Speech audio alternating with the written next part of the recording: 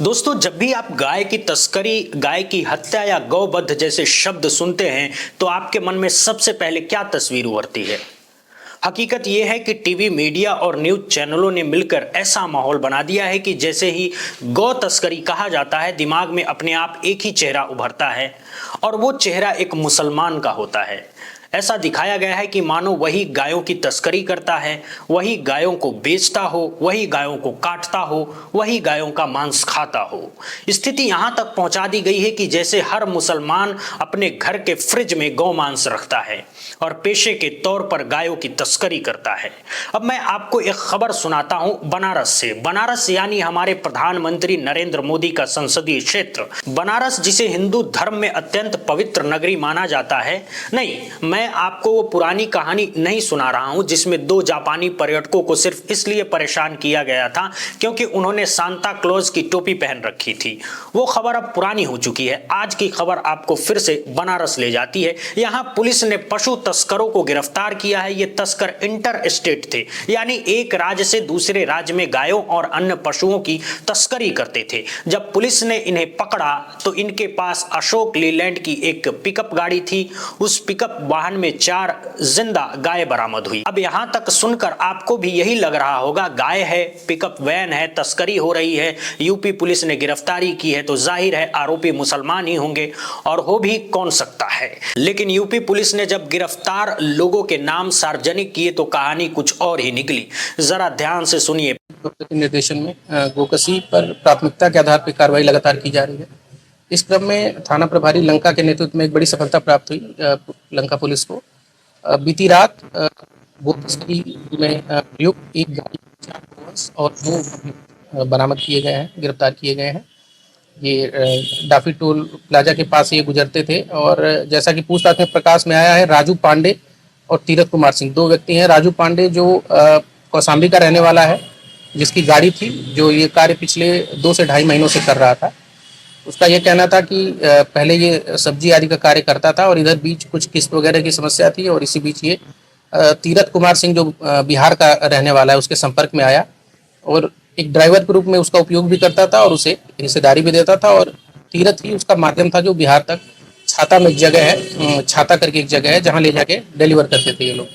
तो एक अंतर्राज्यीय गैंग है ये, और ये दोनों मिल के पिछले 2 महीनों में कुल 12 चक्कर लगभग ये क्रॉस कर चुके थे। इनका बताना है बड़ी गाड़ियां नहीं है, छोटी गाड़ी में ही 4 की संख्या में पशुओं को, गोवंशों को ले जाके तस्करी करते थे। पहला व्यक्ति है 40 साल का राजू पांडे और दूसरा व्यक्ति है 26 साल का तीरथ कुमार सिंह। अब इनके बारे में थोड़ी और जानकारी दे देता हूं। राजू पांडे के पिता का नाम है राम लोचन पांडे। ये भेसर इचौली थाना मंझनपुर जिला कौशाम्बी उत्तर प्रदेश के रहने वाले हैं। दूसरे व्यक्ति तीरथ कुमार सिंह के पिता का नाम है भीम सिंह। ये भोखरी थाना मोहनिया जिला भभुआ बिहार के निवासी हैं। यानी एक यूपी के पंडित जी और दूसरे बिहार के।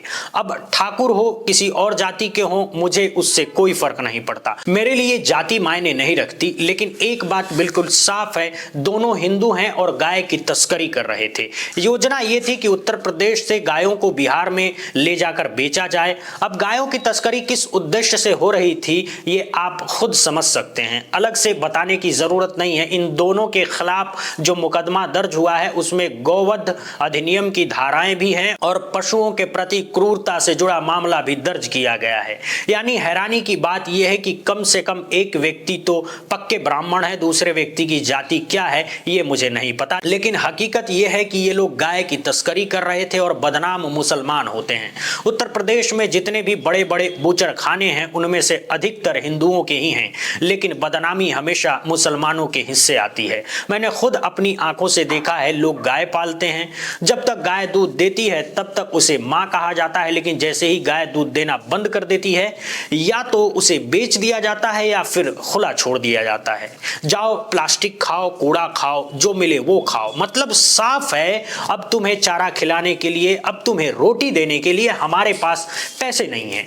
अब जब दूध देती थी तब तक माँ थी और जैसे ही दूध बंद हुआ माँ होने का सारा सम्मान खत्म हो गया। अगर सावरकर साहब को पढ़ा जाए तो उन्होंने तो पहले ही लिखा था कि गाय से बेहतर जानवर गधा है। ये बात बाकायदा उनकी किताबों में लिखी हुई है। मैंने उनका कोट भी दिखाया है, किताब भी दिखाई है। खैर वो सब छोड़िए, ये है हमारे देश के हालात। अगर हिंदू गौ तस्कर पकड़े जाते हैं तो उनके खिलाफ कोई शोर नहीं होता।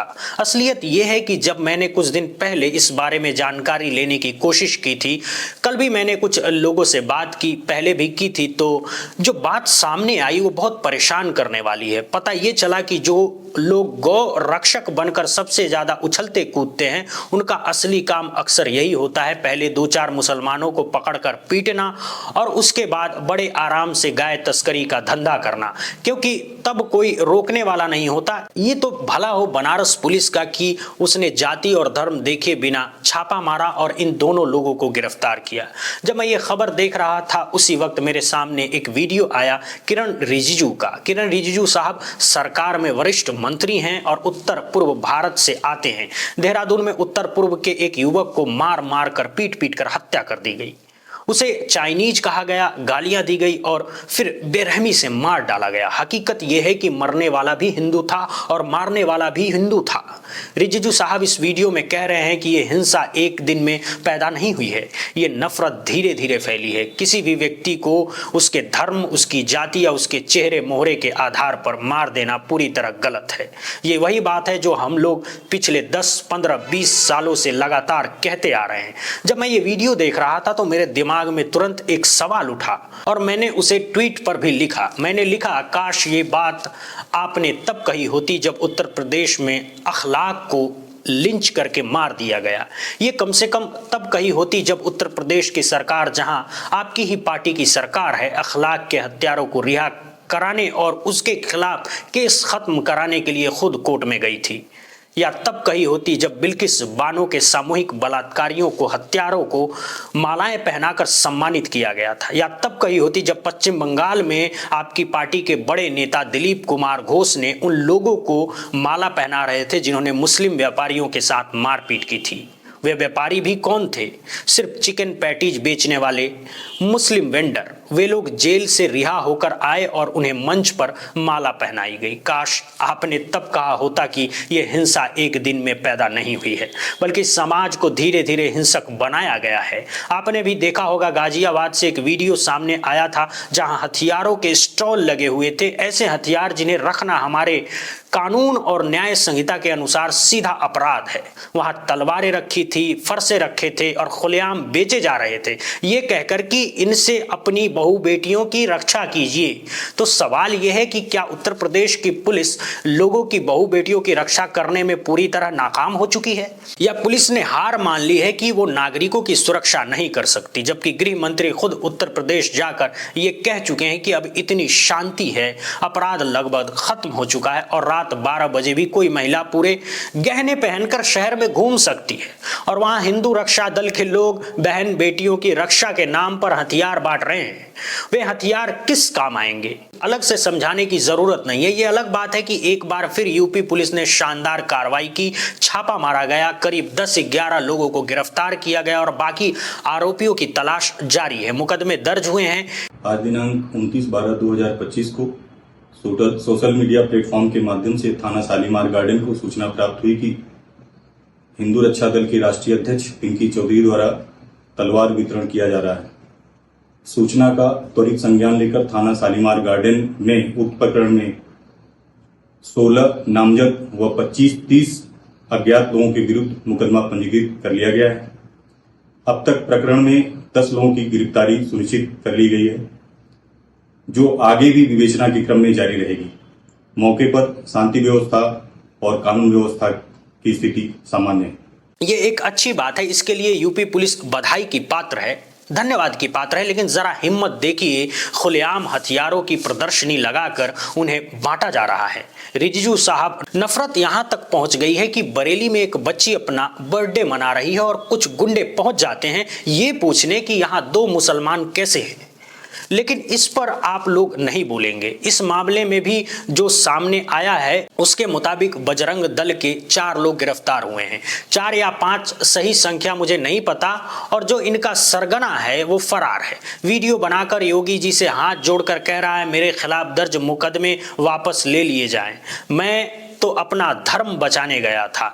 जैसे हिंदुओं ने इसे धर्म बचाने का ठेका दे दिया हो, जैसे इसके जन्म से पहले इस देश में हिंदू थे ही नहीं, जैसे इसके पैदा होने से पहले हिंदुओं पर अत्याचार हो रहा था। ये हमारा धर्म बचाने आया है। हमारा धर्म तुम जैसे ठेकेदारों से नहीं बचता। खैर, मैं ये नहीं कहता कि किरण रिजिजू साहब का गुस्सा जायज है, मैं उस गुस्से को समझ सकता हूँ। वो उत्तर पूर्व से आते हैं और जिस बच्चे को सिर्फ उसके चेहरे मोहरे की वजह से मार दिया गया, उसका चेहरा मोहरा किरण रिजिजू साहब से मिलता जुलता ही था। लेकिन क्या किरण रिजिजू चाइनीज हो सकते हैं, नेपाली हो सकते हैं? नहीं, किरण रिजिजू और वो बच्चा उतने ही भारतीय थे जितना मैं हूं, जितना आप हैं, जितना कोई और है। हमारा देश बड़ा है, विशाल है, चेहरे मोहरे अलग हैं, भाषाएं अलग हैं, संस्कृतियां अलग हैं, धर्म अलग हो सकते हैं, लेकिन हम सब हिंदुस्तानी हैं। और अगर एक हिंदुस्तानी जो उत्तर पूर्व में रहता है उसे देहरादून में बिना किसी वजह के सिर्फ उसके चेहरे की वजह से चिढ़ाए जाएं, परेशान किए जाएं और पीट पीट कर मार डाला जाए, तो उस उत्तर पूर्व से आने वाले मंत्री को दर्द क्यों नहीं होगा? बिल्कुल होगा। उनका दर्द जायज है, उनका गुस्सा जायज है, उनकी आवाज में जो पीड़ा है उसे महसूस किया जा सकता है।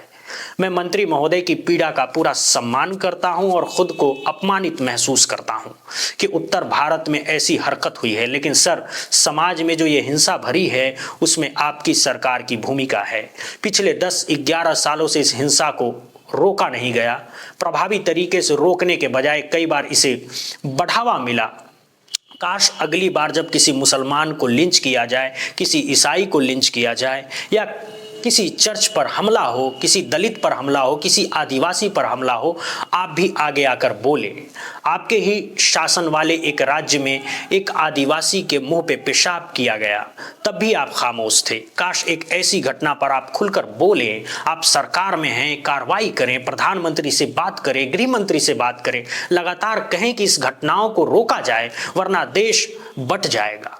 काश अगर आप ऐसे करेंगे तो आपके दर्द और आपकी पीड़ा का कुछ मतलब होगा, वरना आपकी पीड़ा तो समय के साथ खत्म हो जाएगी, लेकिन देश की पीड़ा हर रोज नए जख्म खाती रहेगी। हर रोज उन जख्मों पर नमक डाला जाएगा और हमारा देश धीरे धीरे बिखराव की ओर बढ़ता चला जाएगा। आज के लिए इतना ही दोस्तों, बहुत बहुत धन्यवाद, बहुत बहुत शुक्रिया।